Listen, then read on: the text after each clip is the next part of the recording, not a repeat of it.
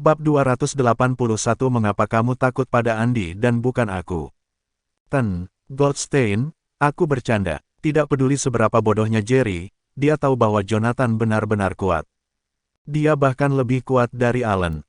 Saya tidak suka ketika orang asing mempermainkan saya. Lagi pula, itu bahkan bukan lelucon yang bagus, kata Jonathan malas. Dia berbalik untuk melihat Lydia dan Sofia. Ayo pergi. Oke. Sofia dan Lydia mengangguk sebelum berjalan keluar dari ring tinju bersama Jonathan. Kerumunan berpisah seperti laut merah untuk membiarkan mereka lewat. Mata semua orang sekarang tertuju pada Jonathan. Sebelum hari ini, siapa yang mengira bahwa keluarga Alan Morley yang terkenal akan diintimidasi sampai ke titik penghinaan yang ekstrim? Siapa yang akan membayangkan dia berlutut dan memohon pengampunan? Setengah jam kemudian, mobil mereka melesat dan menjauh dari ring tinju. Dibandingkan ketika mereka datang ke sini, Lydia tidak terlalu berisik. Bahkan, dia sangat pendiam. Dia terus menatap Jonathan di kaca spion sepanjang waktu. Dia ingin menanyakan sesuatu padanya tetapi tidak tahu harus mulai dari mana. Apa itu? Tanyakan apapun yang Anda inginkan. Berhentilah menatapku, kata Jonathan. Bahkan tanpa melihat, dia bisa tahu bahwa Lydia sedang menatapnya. Bahkan Sofia penuh dengan pertanyaan saat itu. Aku tidak melihatmu. Saya sedang melihat ke jalan, kata Lydia membela diri. Dia sedikit malu karena dipanggil. Aku hanya ingin bertanya bagaimana kamu bisa mengenal Andi, kata Lydia dengan suara kecil. Andi praktis menjadi legenda di antara mereka. Dia secara pribadi dipilih oleh Asura sendiri dan bergabung dengan jajaran 4 Raja Perang kantor Asura. Tanpa Andi, keluarga Morley tidak akan mencapai semua yang mereka miliki. Dia sendirian mengubah mereka dari keluarga biasa menjadi keluarga paling berpengaruh di Yellowview. Bahkan Christian, yang dijuluki sebagai pemimpin ahli waris terkemuka di Baikip, harus tunduk pada Andi.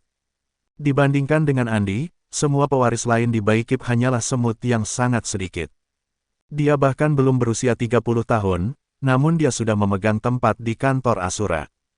Selain Asura sendiri, siapa lagi yang bisa mengalahkan Andi? Tidak ada satupun pertandingan untuknya di seluruh negeri, apalagi Yellowview. Kami dulu berada di skuadron yang sama dengan teman sekamar. Setelah bertarung di medan perang bersama dan menumpahkan darah untuk tujuan yang sama, kami secara alami mengenal satu sama lain dengan baik. Jonathan berbohong dengan santai. Kamu dulu tentara, mata Sofia melebar. Ya, hanya untuk beberapa tahun. Saya dipulangkan tahun lalu. Lalu apakah kamu pernah melihat Asura? Lydia bertanya dengan penuh semangat.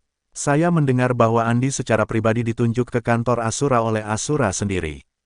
Tidak, Jonathan hanya menggelengkan kepalanya. Jika saya pernah bertemu Asura, tidakkah menurut Anda saya sudah ditunjuk ke kantor Asura sekarang dan tidak duduk di sini bersama kalian? Itu benar, Lydia mengangguk setuju. Dia cukup mudah tertipu untuk mempercayainya. Kalau begitu, apakah kamu pernah melihat salah satu dari Raja Perang? Ya, sebenarnya, kata Jonathan, secara acak membuat segalanya di tempat. Tapi itu dari jarak yang cukup jauh. Apakah mereka sudah menikah? Apakah saya masih memiliki kesempatan untuk bergaul dengan salah satu dari mereka? Lydia bertanya dengan tergesa-gesa. Tidak, jawab Jonathan. Mereka tidak menyukai wanita. Jadi mereka menyukai pria. Lydia bertanya dengan mata terbelalak. Dia kemudian menatap Jonathan dengan tidak percaya. Kalau begitu, apakah kamu juga gay? Maksud saya adalah mereka tidak lagi tertarik pada hal-hal duniawi seperti itu. Dibandingkan dengan berkencan, mereka lebih menyukai medan perang. Zachary, Kane, Terence, dan Dorian semuanya kecanduan perang. Yang mereka pikirkan hanyalah pertempuran, pertumpahan darah, dan strategi pertempuran. Daripada tidur-tiduran atau berkencan, mereka lebih suka menggunakan waktu itu untuk menyingkirkan beberapa musuh lagi. Pada tahap itu dalam hidup mereka, wanita bukan lagi sesuatu yang mengganggu mereka. Bagaimanapun, mereka bisa mendapatkan wanita manapun yang mereka inginkan.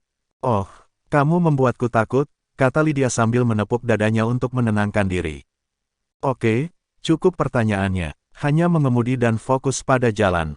Jonathan hanya bisa memelototinya setelah melihat sikap santainya. Namun, tepat setelah itu, dia menoleh ke Jonathan dan bertanya dengan cemas, Jonathan, apakah Alan akan membalas dendam padamu setelah ini? Dia masih tidak bisa melupakan bagaimana Alan dipaksa berlutut dan meminta maaf kepada Jonathan. Itu adalah hari yang paling memalukan dalam hidup Alan. Bagi pewaris keluarga Morley, ini tidak bisa diterima. Dia tidak akan melakukannya, kata Jonathan sambil menggelengkan kepalanya. Dia tidak punya nyali untuk itu. Pembalasan dendam, bahkan jika Alan punya nyali, akankah Andy berani? Selain itu, Andy akan menyerbu ke rumah Alan untuk mengurungnya selama beberapa bulan saat itu. Oleh karena itu, bahkan jika dia cukup bodoh untuk ingin membalas dendam, dia harus menemukan cara untuk melarikan diri dari rumah Morley terlebih dahulu. Betulkah? Sofia bertanya dengan rasa ingin tahu. Dia punya firasat bahwa Alan tidak akan menganggap enteng rasa malu seperti itu. Kenapa aku berbohong tentang itu? Kata Jonathan sambil terkekeh.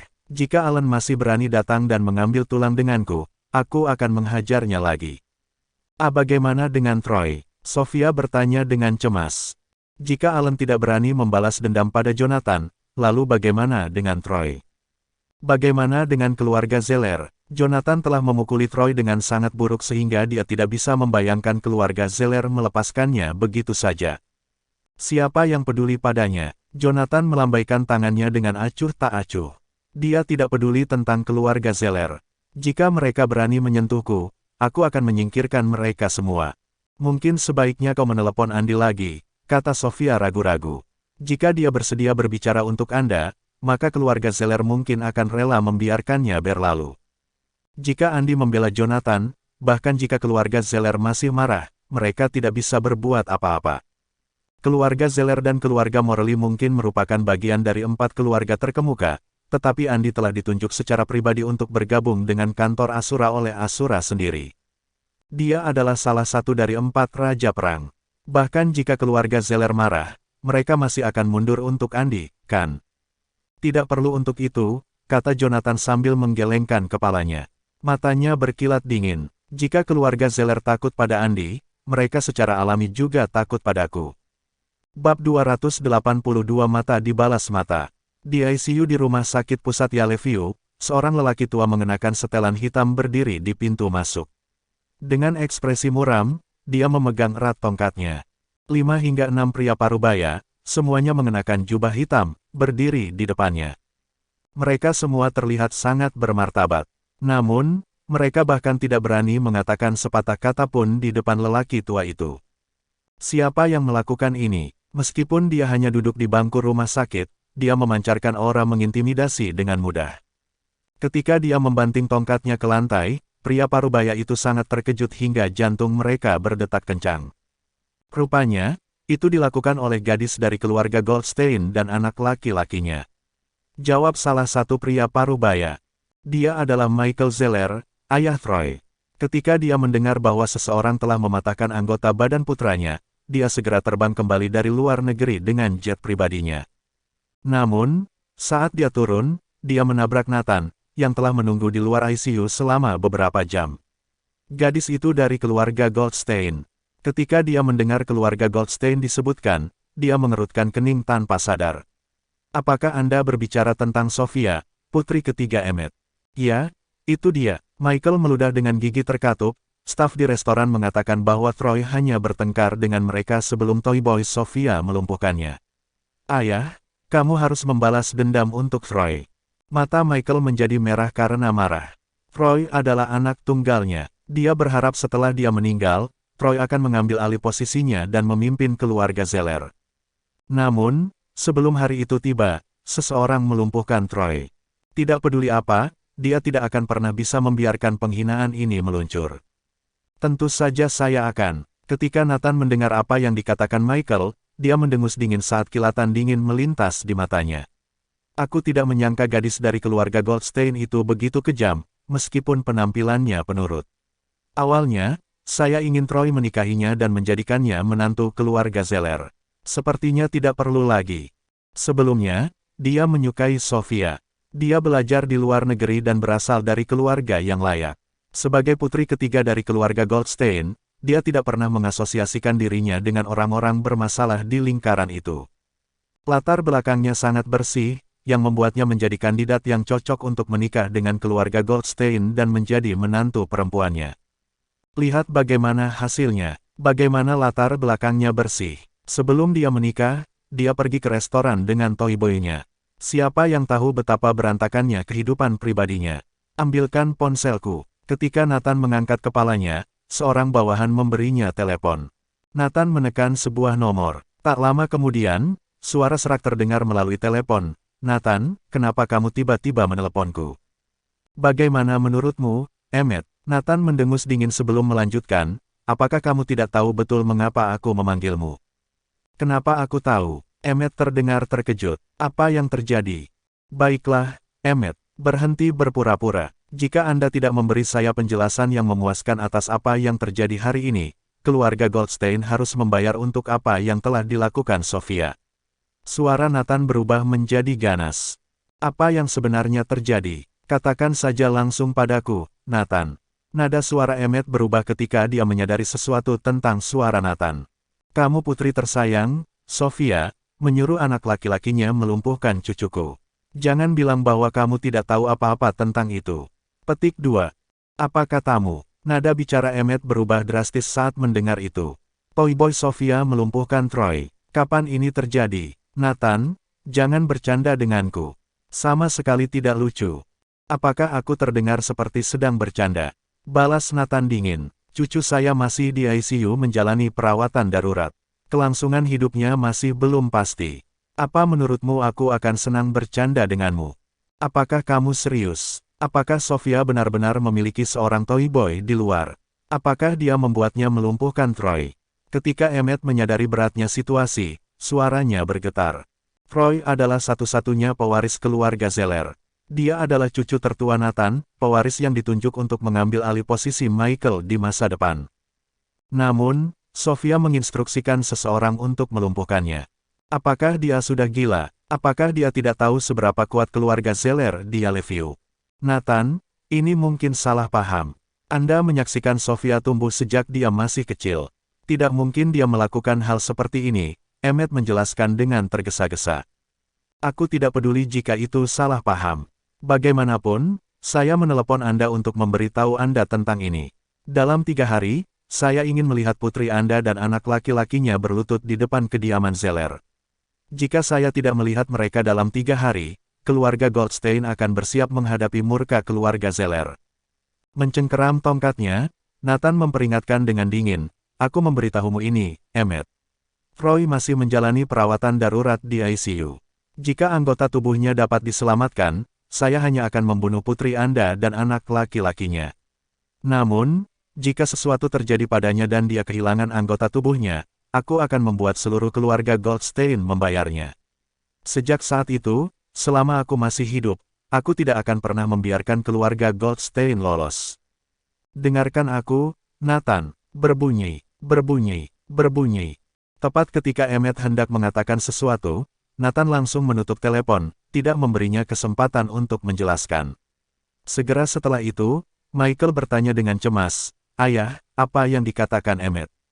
Abaikan dia. Nathan melambaikan tangannya dan berkata, ngomong-ngomong, jika aku tidak melihat Sofia dan toyboy-nya dalam 3 hari, aku akan membuat keluarga Goldstein membayar.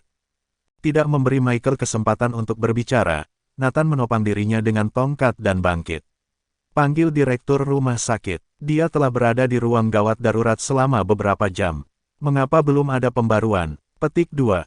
Aku akan segera mengurusnya. Michael hendak melompat berdiri setelah mendengar perintah Nathan.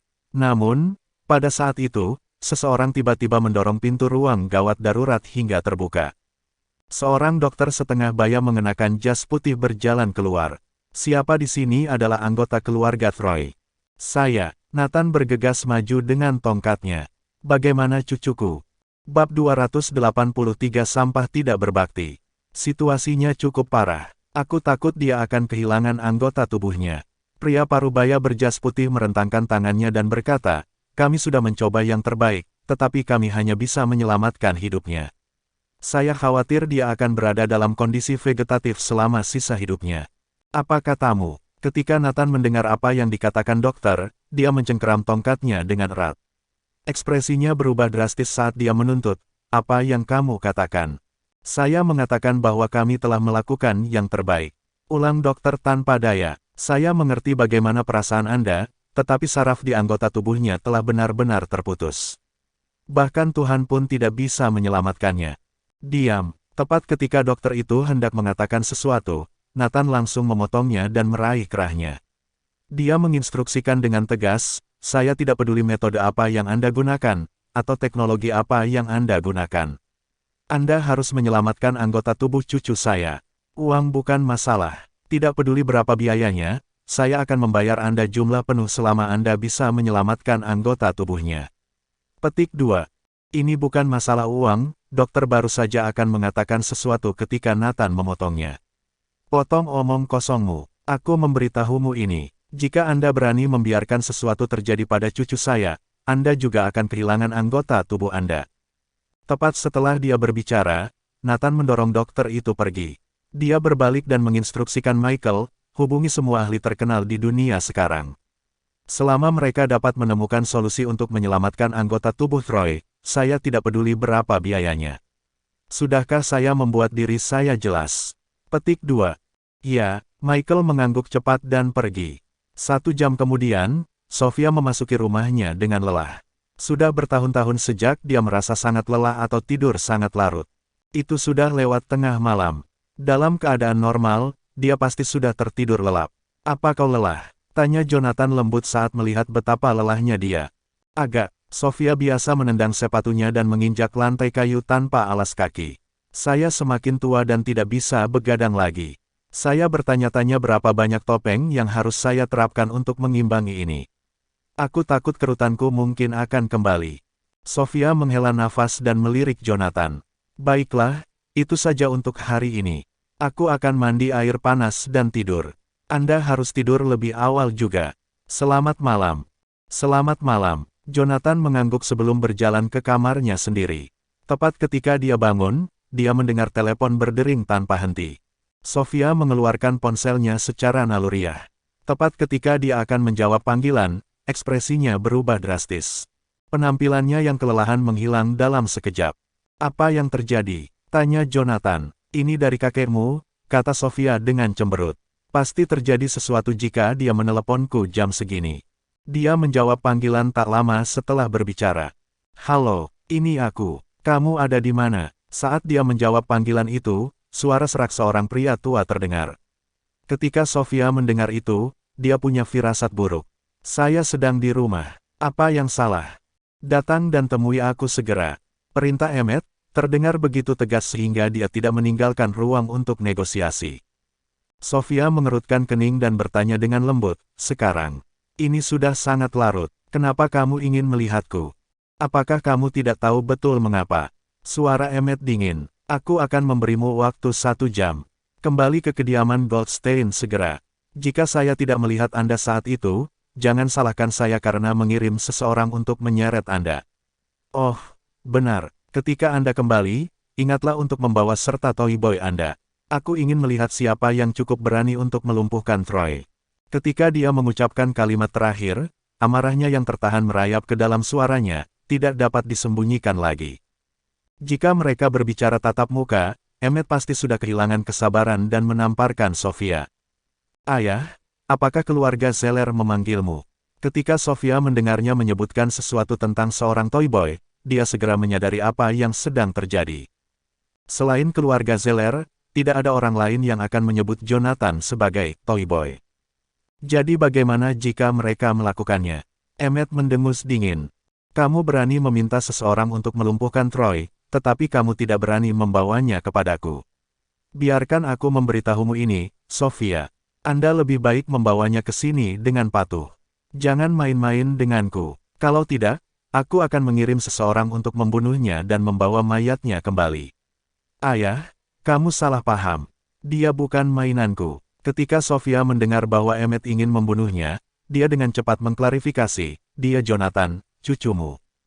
Jonathan, apakah Anda mengatakan bahwa dia adalah Jonathan?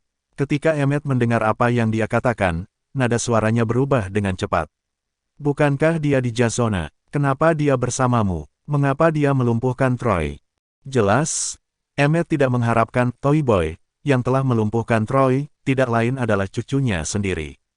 Dia adalah anak terlantar yang Emmet usir dari keluarga Goldstein lebih dari 1 dekade lalu.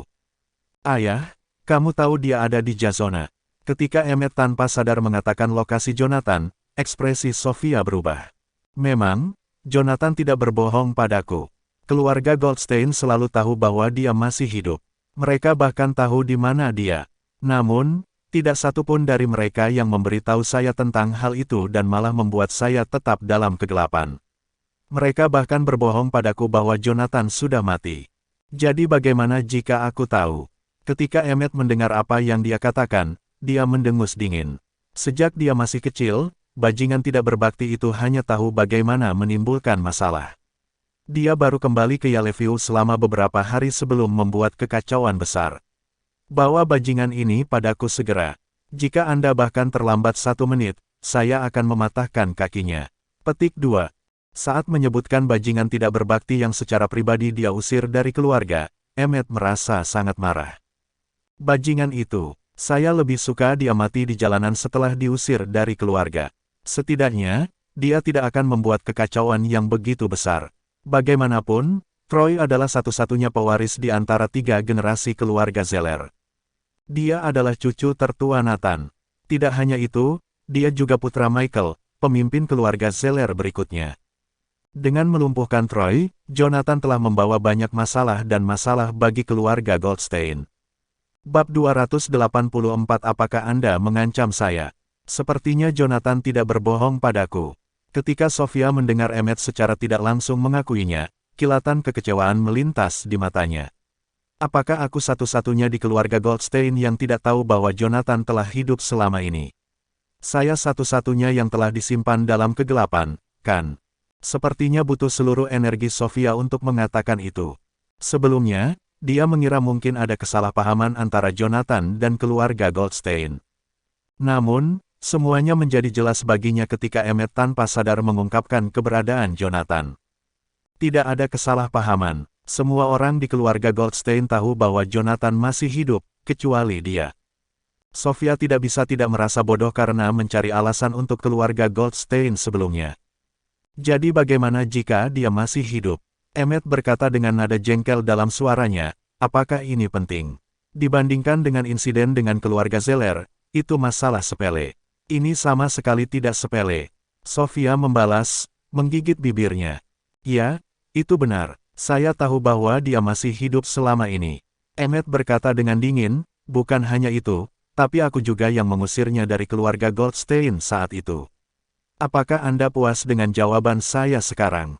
Jadi sepertinya Emmet tidak pernah peduli dengan Jonathan, yang telah dia usir secara pribadi dari keluarga Goldstein bertahun-tahun yang lalu. Kesalahan. Menyesali, perasaan itu sama sekali tidak ada. Bahkan sampai hari ini, Emmet masih percaya bahwa dia tidak melakukan kesalahan. Tapi Jonathan adalah cucumu sendiri. Dia adalah darah dan daging keluarga Goldstein dan satu-satunya garis keturunan Daniel. Bagaimana Anda bisa memperlakukannya seperti itu? Sofia hampir putus ketika dia berseru, apakah ikatan keluarga tidak penting bagimu sama sekali? Saat itu, demi Tommy, Anda mengusir Jonathan dari keluarga Goldstein tak lama setelah Daniel dan istrinya meninggal. Dan sekarang, untuk mendapatkan manfaat dari keluarga Zeller, Anda berpikir untuk menyerahkan saya kepada mereka. Bagimu, kepentingan keluarga Goldstein lebih penting daripada hidupku, kan? Sofia, apa yang kamu katakan? Siapa yang mengajarimu omong kosong itu? Apakah anak yang tidak berbakti itu, Jonathan? Emmet bertanya dengan suara tegas. Dia sangat mengenal karakter putrinya. Sejak muda, dia selalu mendengarkan semua yang dia katakan. Selama 30 tahun terakhir, Sofia selalu menjadi putri yang berbakti dan patuh kepada Emmet. Namun, hari itu, dia menentangnya dan menegurnya hanya karena Jonathan. Dia juga membiarkan Jonathan melumpuhkan Troy. Apa sebenarnya niatnya? Apakah dia memberontak terhadap saya sekarang? Tidak, yang dia lakukan hanyalah mengatakan yang sebenarnya. Jika bukan karena dia, aku akan tetap berada dalam kegelapan. Sofia menggigit bibirnya dan menjawab. Jadi apa kebenarannya? Emmet mendengus dingin. Jika saya tahu bahwa kembalinya dia ke Yellowview akan membuat begitu banyak masalah bagi kami, saya seharusnya tidak membiarkan dia hidup saat itu. Berikan telepon padanya sekarang. Saya ingin berbicara dengan bajingan tidak berbakti itu. Petik 2. Dia bukan sampah yang tidak berbakti. Sofia membalas. Hentikan omong kosong dan berikan saja teleponnya. Emmet memerintahkan. Tidak, Sofia langsung menolak. Itu adalah pertama kalinya dalam hidup wanita itu berperilaku sedemikian pemberontak dan itu semua karena Jonathan. Emmet sangat marah sehingga suaranya bergetar karena marah. Jika dia berbicara dengan Sofia secara langsung alih-alih melalui telepon, dia pasti sudah menamparkan wajahnya dengan keras. Namun, saat itu, Jonathan, yang tetap diam selama percakapan telepon, berkata, apakah dia ingin berbicara denganku? Berikan aku telepon kalau begitu. Jonathan. Ketika Sofia mendengar apa yang dikatakan Jonathan, dia segera melihat ke arah pria itu, merasa sangat cemas.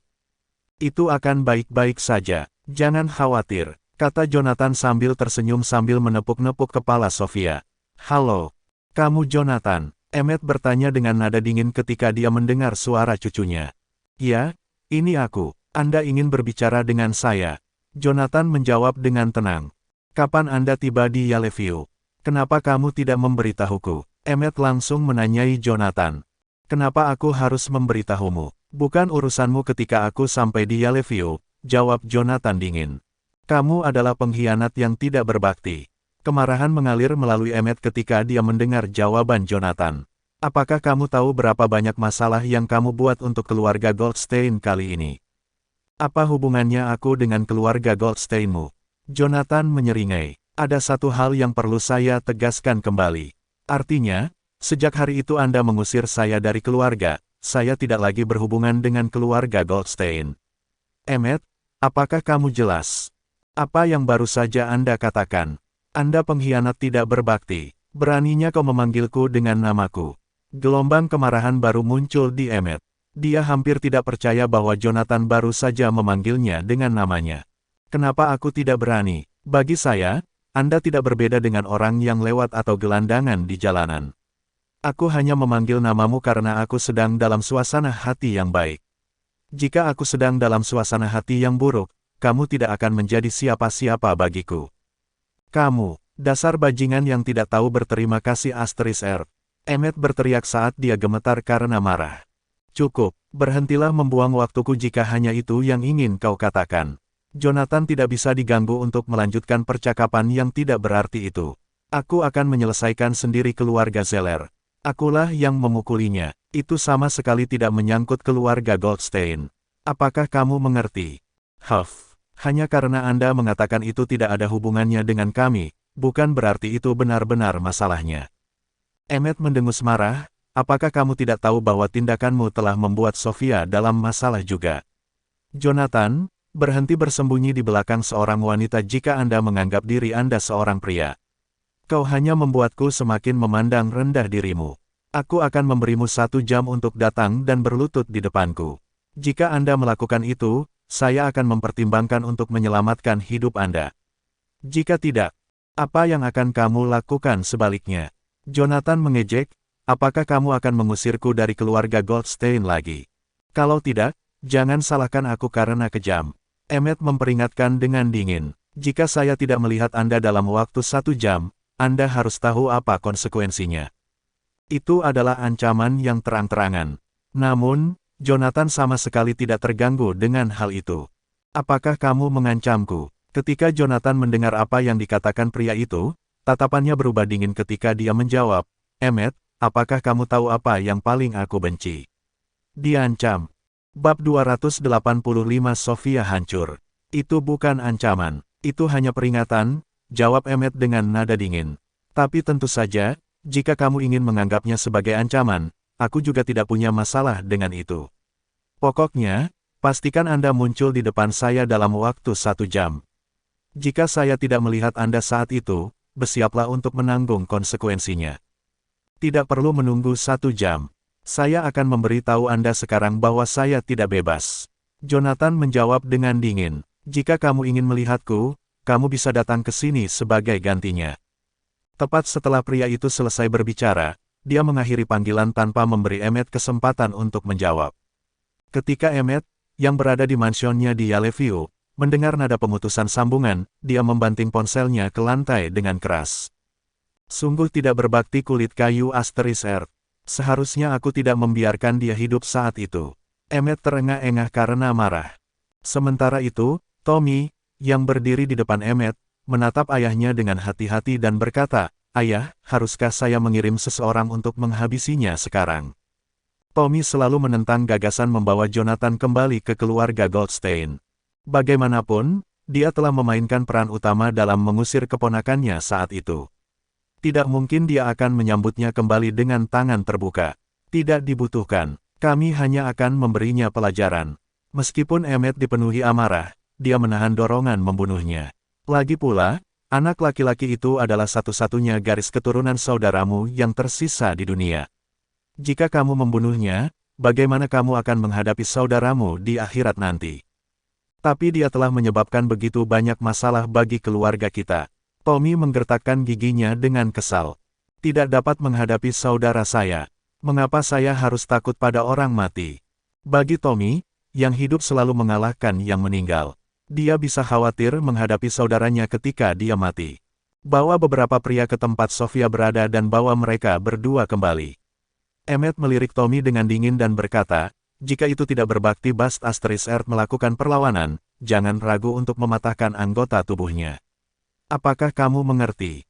"Ya," Tommy mengangguk. Saat dia berbalik dan hendak pergi, Emmet memanggilnya, "Bagaimana kabar Lukas?" "Apa yang dokter katakan?" "Dokter memberitahu kami bahwa dia tidak akan bisa menjaga kakinya. Saraf panggulnya rusak karena kecelakaan mobil sebelumnya dan tidak mungkin dia bisa berdiri lagi di masa depan." Campuran kemarahan dan kekecewaan melintas di wajah Tommy saat dia berbicara tentang putranya yang tidak berguna. Jika putranya tidak begitu berguna dan kakinya patah dari balapan jalanan, Jonathan tidak akan pernah memiliki kesempatan untuk kembali ke Yellowview. Namun, Tommy senang bahwa Jonathan membuat dirinya mendapat masalah tepat setelah dia tiba di Yellowview. Kalau tidak, bagaimana mungkin dia bisa membiarkan Jonathan, yang telah dia usir, kembali ke keluarga Goldstein? "Temukan dokter terbaik untuk menyembuhkan kakinya. Saya tidak peduli berapa biayanya. Kita harus mencoba semua metode yang mungkin untuk mengobatinya," Emmet memerintahkan. "Dipahami." Tommy mengangguk dan berbalik untuk pergi. Namun, tepat setelah dia melangkah keluar dari ruangan, seringai muncul di wajahnya. "Jonathan Goldstein, karena Anda mencari kematian, Anda tidak bisa menyalahkan saya karena kejam. Anda seharusnya tidak pernah memprovokasi satu-satunya pewaris keluarga Zeller." Sementara itu, di rumah Sofia di Bayview Mansion, wanita itu menjatuhkan diri di sofa karena kelelahan setelah meletakkan telepon. Dia menatap langit-langit dan menatap kosong padanya. Dia hampir tidak percaya bahwa apa yang terjadi dalam hidupnya saat itu persis seperti plot opera sabun. Sofia selalu menganggap sinetron yang menggambarkan keluarga kaya yang menempatkan kepentingan keluarga di atas segalanya terlalu tidak realistis. Dia selalu mencemooh plot seperti itu. Namun, dia bisa merasakan dirinya berada di ambang kehilangan akal sehatnya ketika dia mendapati dirinya terjebak dalam situasi yang sama di kehidupan nyata. "Jonathan, apakah menurutmu ikatan keluarga tidak berarti apa-apa bagi keluarga terkemuka?" Sofia bertanya, menatap Jonathan, tidak bisa menyembunyikan kekecewaan di matanya. "Itu belum tentu terjadi," kata Jonathan sambil tersenyum. "Keluarga Goldstein hanyalah pengecualian. Dunia tidak seburuk itu. Apa kau benar-benar berpikir begitu?" Ketika Sofia mendengar jawaban Jonathan, matanya langsung berbinar. Seolah-olah harapan telah menyala di hatinya sekali lagi. "Tentu saja." Jonathan terkekeh dan duduk di sebelah Sofia. "Apakah kamu lupa betapa protektifnya ayahku terhadapmu dan Tommy ketika dia masih hidup? Ketika kalian berdua melakukan kesalahan dan dihukum, ayahku akan selalu membelamu. Aku ingat pernah suatu ketika dia harus berlutut sepanjang malam sebagai hukuman. Saya ingat itu. Bagaimana aku bisa lupa?" Mata Sofia berlinang air mata saat Jonathan menyebut nama Daniel. "Ketika saya masih muda, Tommy dan saya sering mendapat masalah karena kenakalan. Ketika itu terjadi, Daniel akan menyalahkan kami dan malah dihukum. Sayang sekali dia meninggal begitu muda, juga, aku gagal menjagamu setelah dia meninggal, aku telah mengecewakan Daniel." Sofia tidak bisa lagi menahan emosinya dan menangis. Air mata jatuh dari matanya, menetes di wajahnya sebelum mendarat di sofa. Matanya merah karena menangis, dan seluruh tubuhnya gemetar saat dia terisak tak terkendali. Ya, benar, jangan menangis lagi. Jonathan bingung apa yang harus dilakukan ketika Sofia tiba-tiba mulai menangis. Air mata seorang wanita adalah hal yang paling dia takuti. Aku yakin orang tuaku tidak akan menentangmu untuk itu. Jonathan menepuk punggung Sofia dan berkata dengan lembut, lagi pula, itu bahkan bukan salahmu. Aku yang salah. Jika saya kembali lebih awal, Anda tidak akan begitu menderita. Jika saya lebih pintar, saya tidak akan berada dalam kegelapan selama bertahun-tahun. Aku bisa saja menemukanmu lebih awal dan membawamu kembali ke Yellowview. Sofia mulai terisak lebih keras, tubuhnya gemetar tak terkendali. Tiba-tiba, dia tidak bisa lagi mengendalikan emosinya dan melemparkan dirinya ke dalam pelukan Jonathan, menangis terseduh-seduh. Jonathan, aku minta maaf karena tidak menjagamu dengan baik. Aku sudah mengecewakan orang tuamu. Aku sangat bodoh sehingga aku tidak bisa melakukan apapun dengan benar. Sofia tidak bisa berhenti menyalahkan dirinya sendiri. Jonathan merasa agak tak berdaya dengan Sofia yang terisak-isak dalam pelukannya. Meski mereka berdua memang cukup dekat saat masih kecil, bahkan berbagi ranjang, itu saat dia masih kecil.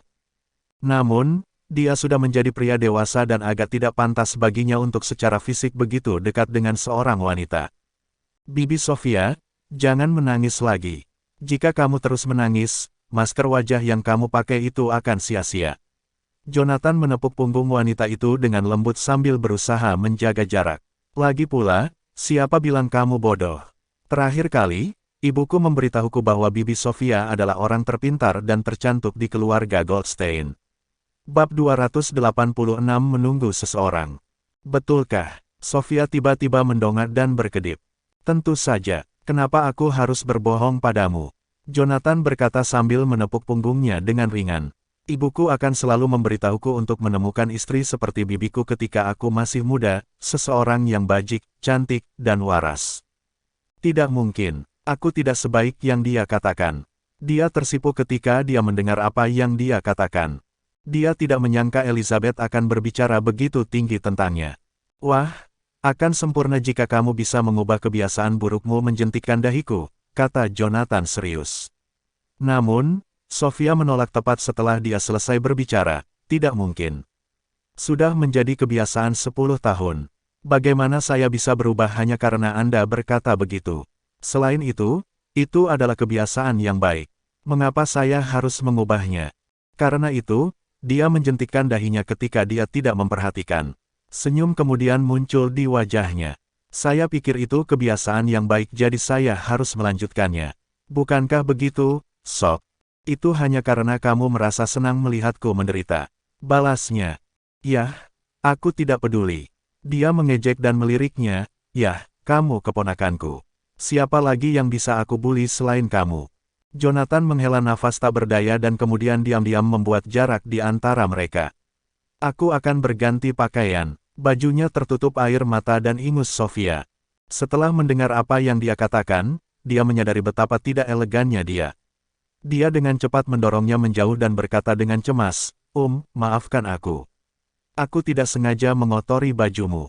Wajahnya memerah ketika dia memikirkan bagaimana dia melemparkan dirinya ke pelukan Jonathan dan menangis sepuasnya. Sofia, Anda seorang wanita berusia 30 tahun. Kenapa kamu masih bertingkah seperti gadis kecil? Mengapa Anda menangis untuk apa-apa? Bukan hanya itu, kamu juga menangis di pelukan Jonathan. Betapa memalukan. Tidak apa-apa, saya tidak melihat apa-apa. Jonathan bangkit dan berjalan menuju kamar tidur. Untungnya, dia membawa beberapa set pakaian tambahan. Kalau tidak, dia harus pergi berkeliling tanpa mengenakan kemeja. Sombong, Sofia membuka pintu tepat ketika dia melepas kemejanya dan hendak mengenakan yang bersih. Jeritan keluar dari mulutnya tepat setelah itu. Wanita itu dengan cepat menutup matanya dengan tangan. Kak, kenapa kamu tidak memakai baju, Sok? Tanyanya dengan wajah memerah. Ini bahkan belum beberapa menit. Bagaimana dia melepas bajunya? Tidak perlu menutupi matamu. Saya hanya melepas baju saya, kata Jonathan, jengkel dengan perilakunya. Tidak, cepat dan kenakan sesuatu. Dia berteriak sambil berbalik. Baiklah, saya selesai. Dia meraih kemeja pertama yang dilihatnya dan dengan cepat memakainya. Kemudian, Dia menatap Sofia dengan putus asa, bisakah kamu mengetuk pintu lain kali kamu masuk? Aku lupa, oke, kata wanita itu sambil membuka matanya. Memelototinya, dia melanjutkan, selain itu, mengapa saya harus mengetuk? Tidak ada bagian dari diri Anda yang belum pernah saya lihat ketika Anda masih muda. Aku tidak peduli. Meskipun itu yang dia katakan, wajahnya hampir semerah apel. Kenapa kamu memerah, kalau begitu? Jonathan bertanya sambil mengeluarkan baju kotor itu dari kamar. Mana mesin cucinya? Itu karena aku merasa hangat. Sofia membalas saat dia menginjak kakinya. Kemudian, dia mengambil kemeja itu dari keponakannya dan berkata, berikan padaku. Aku akan mencucinya untukmu. Setelah dia selesai berbicara, dia menuju ke ruang cuci. Dia kembali tak lama setelah itu dan ternyata lebih tenang dari sebelumnya. Namun, matanya masih merah karena menangis, dan wajahnya masih sedikit merah muda. Kenapa kamu belum tidur, Sok? Wanita itu tidak bisa tidak bertanya ketika dia melihatnya di sofa, tidak ada sedikit pun kelelahan di wajahnya. Aku tidak terburu-buru, jawabnya sambil menggelengkan kepalanya. Melihat waktu, dia menambahkan, aku sedang menunggu seseorang. Apa, siapa yang kau tunggu? Sofia bertanya, seseorang dari keluarga Goldstein. Anda dapat pergi ke depan dan tidur dulu jika Anda lelah. Aku hanya akan menunggu di sini, kata Jonathan sambil memandangnya dengan acuh tak acuh. Seseorang dari keluarga Goldstein akan datang. Kesadaran muncul padanya setelah mendengar kata-katanya. Oh, benar, saya hampir lupa. Kakekmu berkata jika dia tidak melihat kita dalam 1 jam, dia akan mengirim seseorang untuk menjemput kita. Ayo cepat dan pergi, Sok. Kita harus mencari tempat untuk bersembunyi. Dia hampir melupakannya setelah apa yang terjadi sebelumnya. Tidak perlu bersembunyi. Apakah Anda pikir orang-orang dari keluarga Goldstein dapat menangkap saya dengan mudah? Anda benar-benar meremehkan saya, Bibi Sofia, jawabnya sambil tersenyum. Tidak, dengarkan aku, Sok. Wanita itu tidak bisa menahan diri untuk tidak panik ketika dia melihat betapa acuh tak acuh terhadap situasi keponakannya itu. Keluarga Goldstein mempekerjakan banyak pembunuh bayaran profesional. Saya mendengar mereka semua pensiun dari tentara, dan beberapa dari mereka bahkan dari pasukan khusus. Selain itu, mereka telah membunuh banyak orang di medan perang. Bukankah Anda hanya memberi diri Anda masalah jika Anda melawan orang-orang yang tidak menghargai hidup mereka? Percayalah padaku, ayo pergi mencari tempat untuk bersembunyi. Kita bisa kembali setelah semua cobaan ini berlalu. Saat dia berbicara, wanita itu bangun untuk berganti pakaian di kamarnya. Namun, tepat ketika dia selesai berbicara, ketukan keras terdengar dari pintu. Bang, bang, bang. Suaranya luar biasa keras, dan Sofia melompat kaget meskipun dia berdiri cukup jauh dari pintu. Apakah mereka di sini, sombong, yang akan datang? Jonathan bangkit dan berjalan ke pintu. Sangat bagus bahwa mereka ada di sini lebih awal. Setidaknya ini tidak akan membuang waktuku dan membuatku terjaga malam ini. Dengan itu, dia mengulurkan tangan untuk membuka pintu. Melihat ini, Sofia dengan cepat berteriak, jangan buka pintunya. Tapi dia terlambat karena dia sudah membuka pintu. Tommy berdiri menunggu di luar. Di belakangnya ada selusin pria kekar, semuanya berpakaian hitam. Mereka dipersenjatai dengan pipa logam dan tongkat. Ada juga yang bersenjatakan bayonet segitiga. Aku terkejut kau tidak kabur, Jonathan. Kejutan melintas di wajah Tommy saat melihat betapa santainya Jonathan membuka pintu.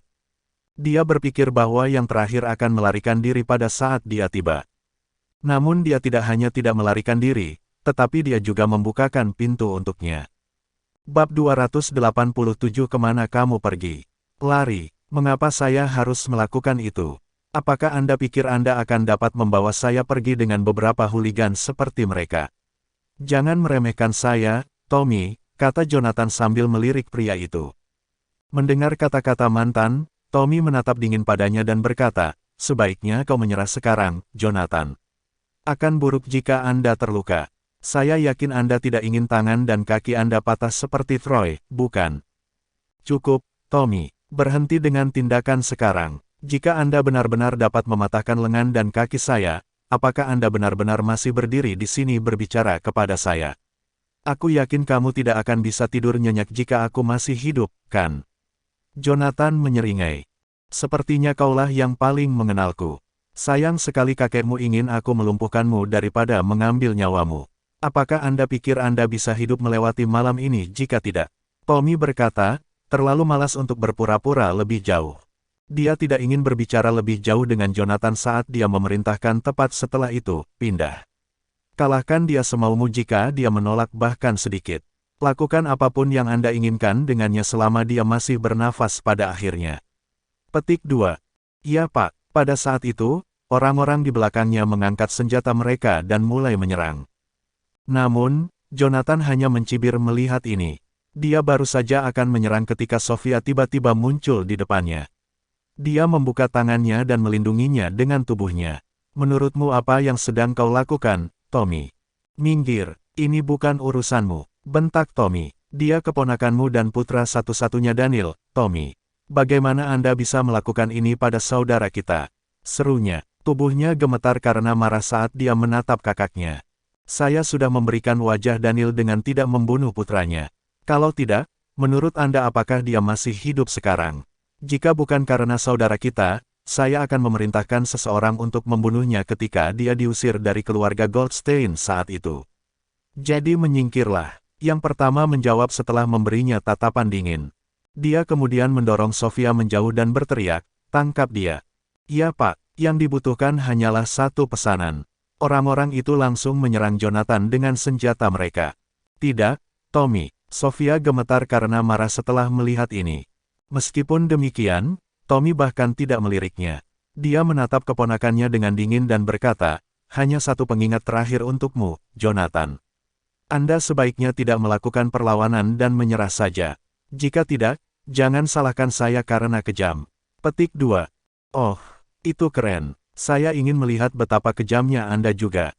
Tidak ingin membuang waktu lagi, Jonathan melangkah maju dan menendang salah satu perut pria itu. Tendangan itu membuatnya terbang sejauh 3 kaki. Mereka yang berada di belakang pria itu juga dikirim terbang keluar dari pintu. Namun, tepat ketika mereka akan bangkit untuk menyerang lagi, Jonathan pergi ke arah mereka dan membanting pintu di belakangnya. Jangan buka pintunya dalam 10 menit ke depan, Bibi Sofia. Anda hanya akan mengambil risiko mengotori lantai Anda jika melakukannya. Petik 2. Auranya berubah begitu dia menutup pintu.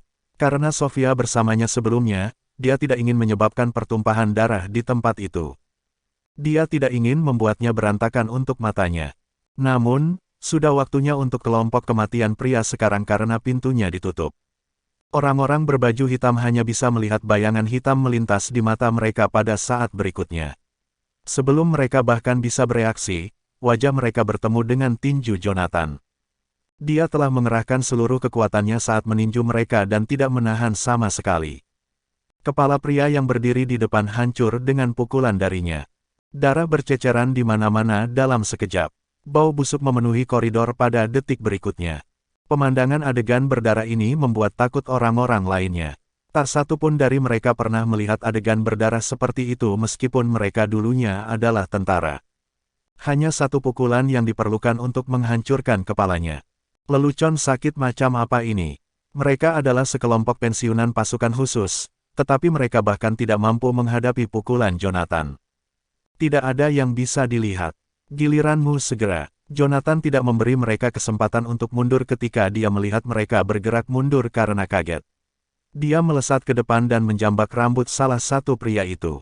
Segera setelah itu, dia menghancurkan wajah pria itu dengan lututnya. Hidung yang terakhir patah dengan retakan keras yang terdengar melalui koridor. Pria itu pingsan sebelum dia bahkan bisa menjerit kesakitan, dan jatuh ke tanah dengan bunyi gedebuk. Dalam waktu kurang dari 1 menit, 2 pria yang mengintimidasi sudah mati. Orang-orang yang tersisa memucat melihat betapa kejamnya Jonathan ketika mereka berteriak, "Siapa kamu?" Seseorang yang menginginkan kalian semua mati. Tatapannya mengeras dengan dingin saat dia menginjak tanah.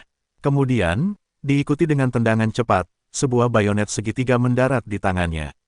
Jonathan melirik senjata itu dan kemudian ke orang-orang itu sebelum berkata, "Biarkan saya tunjukkan cara menggunakan bayonet segitiga."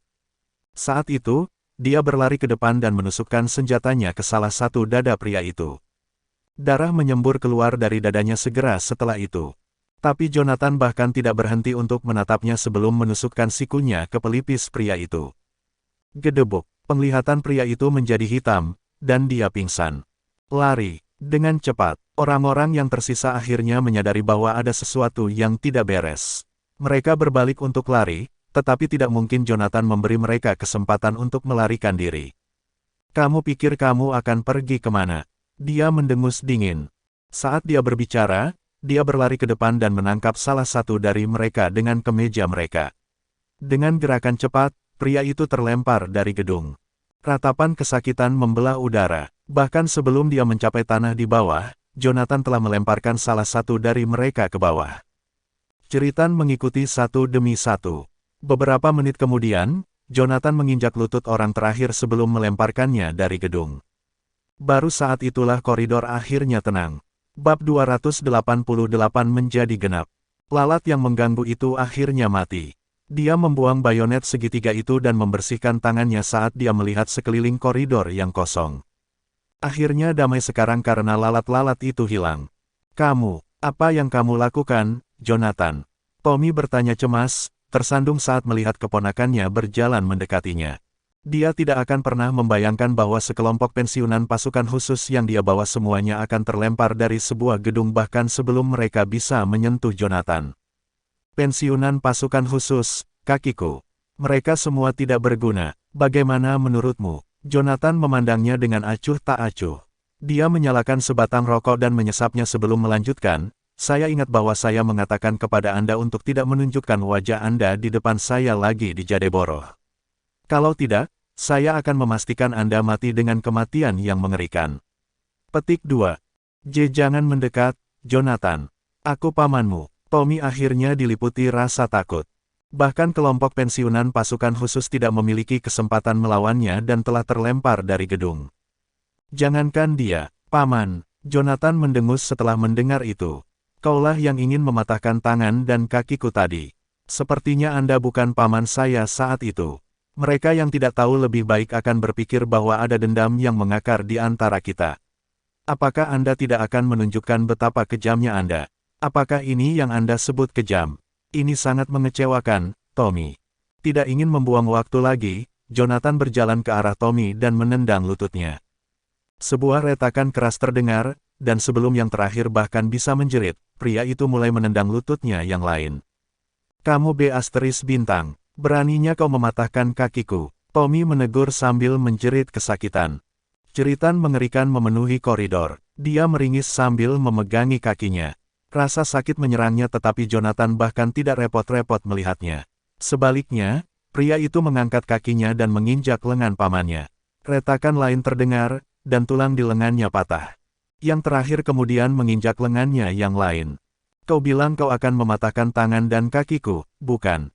Aku membalas budi, mata untuk mata. Jonathan menatap Tommy yang meringis kesakitan. Anggota badan yang terakhir telah patah dalam sekejap mata. Kamu bintang, Anda layak untuk dibakar di neraka. Keluarga Goldstein tidak akan membiarkan Anda pergi dengan mudah. Tunggu saja. Tommy mulai mengutuknya tetapi dia tidak peduli. Keluarga Goldstein, apakah Anda pikir saya akan bersikap lunak pada mereka hanya karena mereka membiarkan saya lolos? Saya telah memberi keluarga Anda kesempatan 3 tahun lalu, tetapi tidak ada dari Anda yang menghargainya.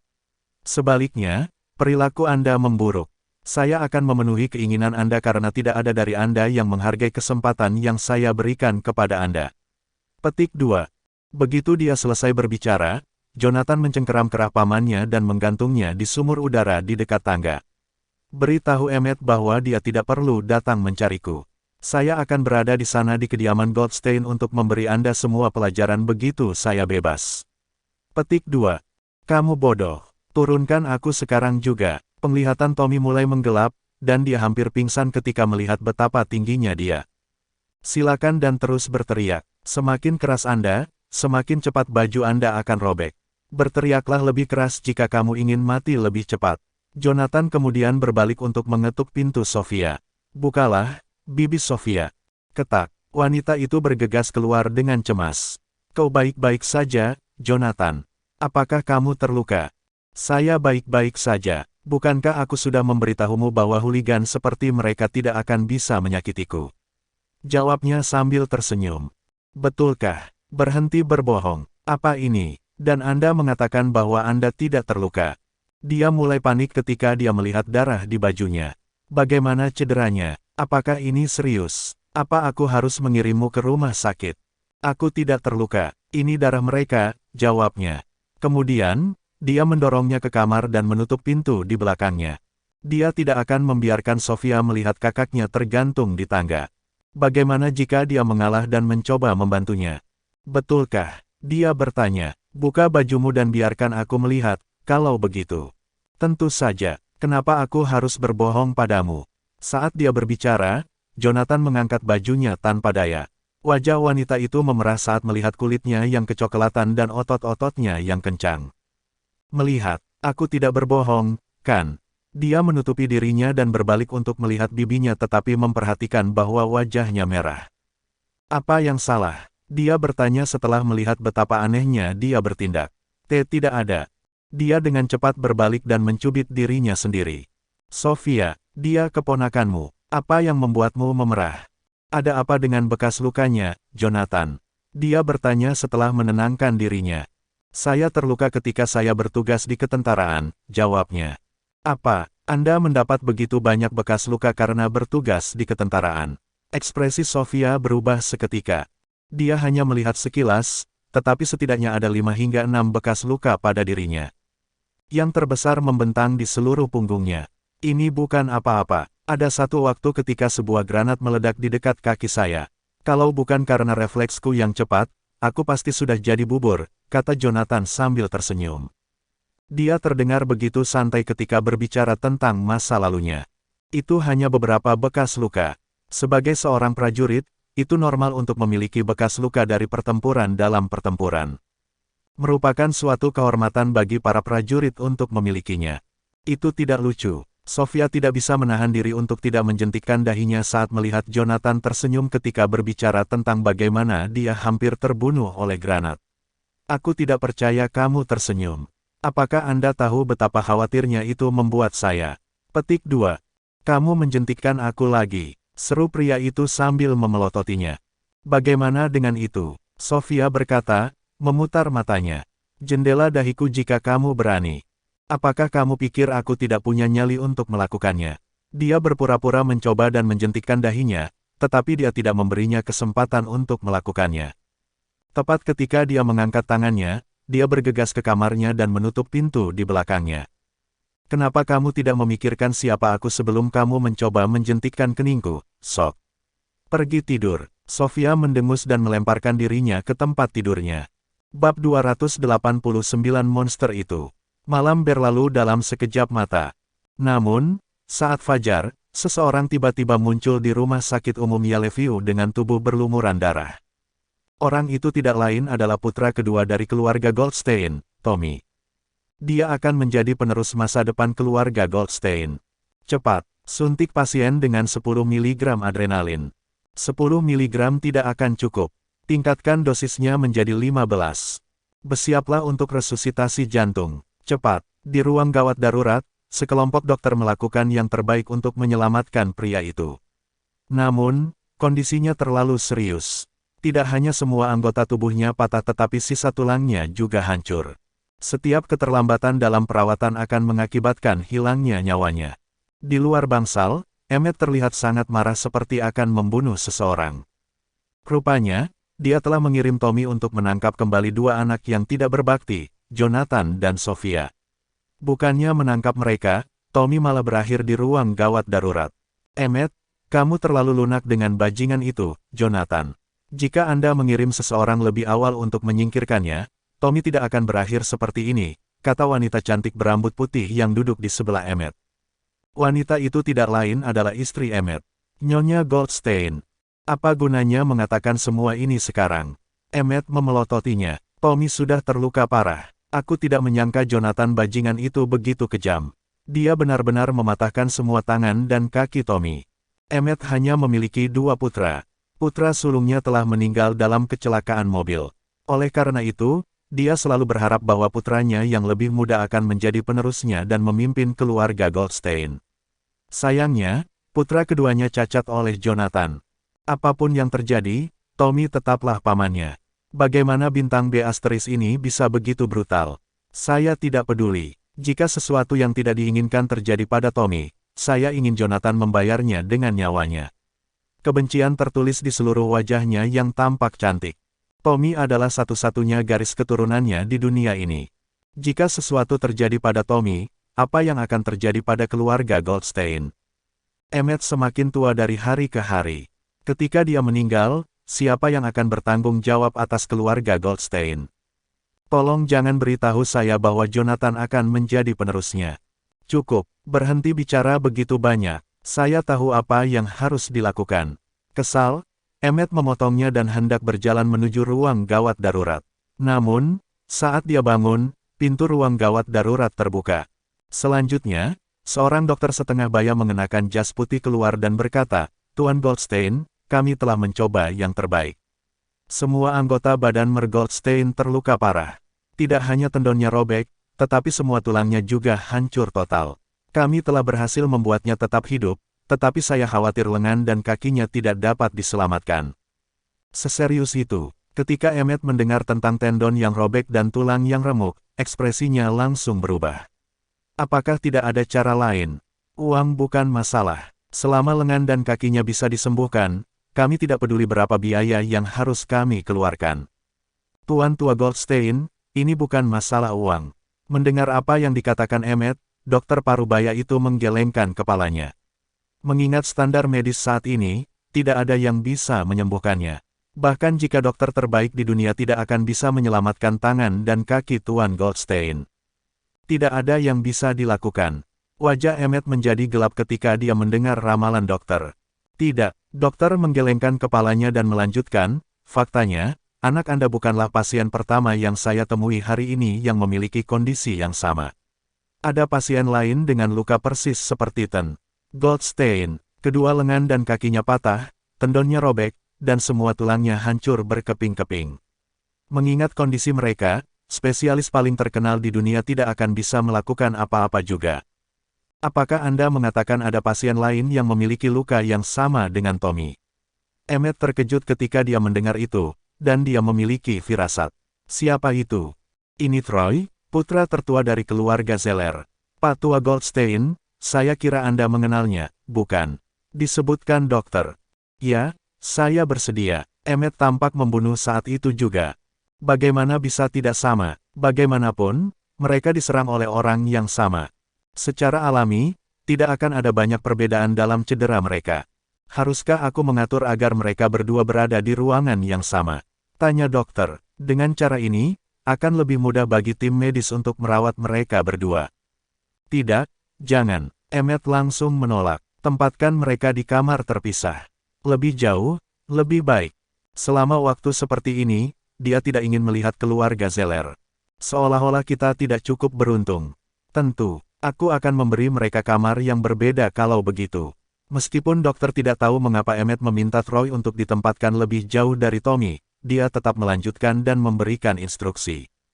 Namun, saat dia selesai berbicara, seorang lelaki tua mengenakan jubah tradisional muncul di depan mereka entah dari mana. Emmett, apa yang kamu lakukan di sini? Ketika Nathan melihat Emmett, dia tampak kesal. Apa yang salah? Kenapa kamu tidak tidur di tengah malam? Apakah Anda di sini untuk mengejek keluarga Zeller? Bukan seperti itu, Nathan.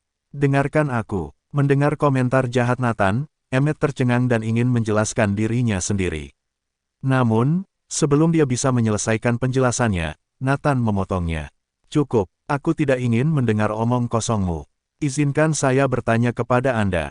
Di mana Sofia dan Toyboy itu? Apakah kamu sudah menangkap mereka? Dia tidak bisa diganggu dengan mengapa Emmett datang ke rumah sakit bukannya tidur di rumah pada jam ini. Yang dia inginkan hanyalah menangkap Sofia dan Toyboy itu untuk membalaskan dendam Troy. Tidak, Emmett menggelengkan kepalanya, dan dengan wajah pucat, dia melanjutkan, kami mengalami sedikit kemunduran. Nathan, beri aku sedikit waktu lagi. Saya meyakinkan Anda bahwa saya akan menangkap mereka berdua. Petik 2. Cukup, Aku sudah cukup dengan omong kosongmu. Wajah Nathan berubah dingin. Dia menunjuk Emmet dan memperingatkannya, aku hanya akan memberimu 1 hari lagi. Di penghujung hari, jika saya belum melihat putri Anda yang bebas memilih dan mainannya, jangan salahkan saya karena kejam. Karena kamu bahkan tidak bisa mengendalikan putrimu sendiri, maka aku sendiri yang harus mengajari pelacur itu. Bab 290 orang mati tidak bercerita. Kamu, ketika Emmet mendengar Nathan menuduh putrinya sebagai selastriste, dia sangat marah. Jika dia selastriste yang tak tahu malu, apakah itu berarti aku juga tak tahu malu? Ingat, Emmet, kamu punya 1 hari. Jika saya tidak melihat mereka pada tengah malam, seluruh keluarga Goldstein sebaiknya bersiap untuk membayar konsekuensinya dengan hidup Anda. Nathan pergi tanpa memberinya kesempatan untuk bereaksi. Pada saat yang pertama pergi, Emmet sangat gemetar karena marah sehingga dia mematahkan tongkatnya yang berhias naga menjadi 2. Beraninya dia, ini terlalu banyak, siapa yang mereka pikir mereka? Saat itu, bukankah keluarga Zeller mengemis di pintu kantor Asura seperti anjing? Jika bukan karena dukungan dari seseorang di kantor, akankah Nathan Zeller berani berbicara seperti itu kepada saya? Jika kita Goldsteins memiliki dukungan yang sama, saya yakin dia tidak akan punya nyali untuk melakukannya. Dia hanya menggertak kita untuk mendapatkan apa yang diinginkannya. Petik 2. 4 keluarga terkemuka Yellowview adalah Zellers, Maxwells, Hamiltons, dan Morsleys. Mereka selamat ketika pasukan 4 pengawal Asura menyerbu karena kontribusi mereka terhadap kemenangan Asura. Sekarang dia milik salah satu dari 4 keluarga terkemuka. Apakah Nathan lupa bagaimana dia merendahkan diri di depan kantor Asura? Cukup, apa gunanya mengungkit masa lalu sekarang? Loretta hanya bisa mendengus pada Emmet. Bukankah salahmu bahwa kamu bahkan tidak layak untuk masuk ke kantor Asura ketika dia memimpin pasukannya selama pertumpahan darah di Yellowview? Kalau saja kita memiliki seseorang di kantor seperti mereka, apakah menurut Anda dia akan berani berbicara kepada Anda seperti itu? Maksudnya apa? Emmet sangat marah dengan kata-kata istrinya. Bagaimana Anda bisa menuduh saya tidak layak? Apa yang Anda tahu? Saat itu, aku tidak peduli. Saya lebih baik mati berdiri daripada menyerahkan diri ke kantor Asura seperti anjing. Petik 2. Ya, mereka tidak akan menginginkanmu bahkan jika kamu seekor anjing. Loretta mencibir. Apa gunanya bersikap keras di depanku? Apakah Anda pikir saya tidak sadar bahwa Anda mencoba menarik tali hanya untuk mendekati kantor Asura? Sayangnya, Anda diabaikan, dan tidak ada yang mau membantu Anda sama sekali. Setelah sekian lama, apakah Anda benar-benar berpikir saya tidak tahu orang seperti apa Anda? Tutup perangkapmu, wanita. Ekspresinya menjadi gelap. Dia sangat marah karena kelemahannya terungkap. Mengangkat tangannya, dia menghadapinya. Jika kamu berani mengatakan satu kata lagi, kau akan apa? Pukul aku. Loretta mencibir. Emmet, apakah kamu lupa bagaimana statusmu dinaikkan dalam keluarga Goldstein? Jika bukan karena saya, apakah Anda pikir Anda dapat mengambil posisi sebagai kepala keluarga? Jadi bagaimana sekarang? Apakah Anda akan memukul saya hanya karena Anda bisa? Anda, meskipun lengannya di udara, Emmet tidak melanjutkan dengan tamparan. Tidak dapat dipungkiri bahwa ia mengandalkan istrinya untuk menjadi kepala keluarga Goldstein. Sebagai suaminya, dia secara alami memahami Loretta Thompson dengan sangat baik. Dia kejam dan tegas. Faktanya, metodenya secara signifikan lebih unggul daripada miliknya. Saat itu, Loretta adalah orang yang memutuskan untuk mengusir Jonathan dari keluarga kurang dari 1 jam setelah kematian Daniel. Selanjutnya, dia menyatakan bahwa putra kedua mereka akan menggantikan Daniel sebagai pewaris keluarga Goldstein. Itu adalah langkah tak berperasaan yang bahkan Emmet merasa tidak enak karenanya. Maukah Anda membatalkan akting dan berhenti menjadi begitu dramatis? Ketika dia melihat betapa marahnya suaminya, Loretta menegaskan, biarkan saya memberitahu Anda, Emmet. Nathan tidak bercanda dengan kita. Jika Anda ingin melindungi keluarga kami, bawa Sofia dan bintang B Astris itu kembali ke sini. Tidak masalah apakah mereka hidup atau mati. Petik 2. Apakah Anda menyarankan agar kami membungkam mereka secara permanen? Usulannya membuatnya terkejut. Demi Tuhan, itu putriku sendiri. Dia tidak keberatan melakukan itu pada Jonathan, karena dia tidak melihat cucunya yang membangkang selama lebih dari 10 tahun. Namun, Sofia adalah seseorang yang dibesarkannya sendiri. Betul sekali, kita harus membungkam mereka. Mata Loretta berkilat muram, dan itu harus menjadi pekerjaan yang bersih untuk memastikan bahwa tak satu pun dari mereka bertahan di malam hari. Hanya kematian mereka yang bisa menghentikan situasi agar tidak meningkat. Petik 2. Mengenai keluarga Zeller, dia mencibir, ingat bagaimana Nathan mempermalukanmu di rumahmu sendiri hari ini. Pada kesempatan berikutnya, Anda akan membayar mereka kembali dengan benar-benar menghancurkan mereka. Petik 2. Kalau begitu, kami akan mengikuti rencanamu. Saya akan mengirim orang untuk mengeksekusinya segera. Seketika, Emmett membuat keputusan. Seperti yang dikatakan Sofia melalui telepon. Pada saat dibutuhkan, dia tidak bisa mengesampingkan meninggalkannya. Dibandingkan dengan nasib seluruh keluarga Goldstein, Sofia bisa dibuang, bahkan jika dia adalah putrinya. Tidak, kamu tidak perlu. Loretta menggelengkan kepalanya mendengar kata-kata Emmett. Tidak perlu bagimu untuk terlibat. Apakah Anda pikir Anda dapat membawa diri Anda sendiri untuk membunuh darah dan daging Anda sendiri? Emmett dipenuhi dengan keengganan. Lagi pula, ketika itu benar-benar terjadi, dia masih tidak bisa mengambil nyawa putrinya sendiri. Lihat betapa bimbangnya dirimu. Apakah kamu bahkan seorang pria? Istrinya mendengus. Saya akan mengirim orang untuk memposting hadiah di web gelap dan seseorang secara alami akan mengambil pekerjaan itu. Yang harus Anda lakukan adalah menyerahkan mayat mereka sebelum malam tiba. Web gelap. Saat dia mendengar kata-kata itu, ekspresi Emmett berubah drastis. Dia jelas tahu apa yang dimaksud dengan dark web. Itu adalah organisasi pembunuh bawah tanah terbesar di dunia. Semua pembunuh bayaran top dunia ada di dalamnya. Selama seseorang bersedia membayar, seseorang pasti akan menemukan seorang pembunuh untuk menyelesaikan pekerjaan. Namun demikian, tidak pernah terlintas dalam pikirannya bahwa suatu hari, dia akhirnya akan mempekerjakan seseorang dari dark web untuk membunuh putri dan cucunya sendiri. Lakukan saja apa yang harus kamu lakukan. Aku lelah sekarang, jadi jangan ganggu aku sampai hari mulai gelap. Saat dia berbicara, Emmett berbalik dan pergi tanpa sepatah kata pun. Siluetnya tampak mengerut, seolah-olah dia telah berusia puluhan tahun dalam hitungan detik. Dia mulai mempertanyakan arti hidupnya. Putra sulungnya telah meninggal dalam kecelakaan mobil, sementara nasib putra lainnya masih belum diketahui. Dan sekarang, dia akan membunuh putrinya sendiri. Pria macam apa aku ini? Note, mohon dukungannya untuk subscribe, like video, komen pada channel YouTube ML, channel 99. Bersambung.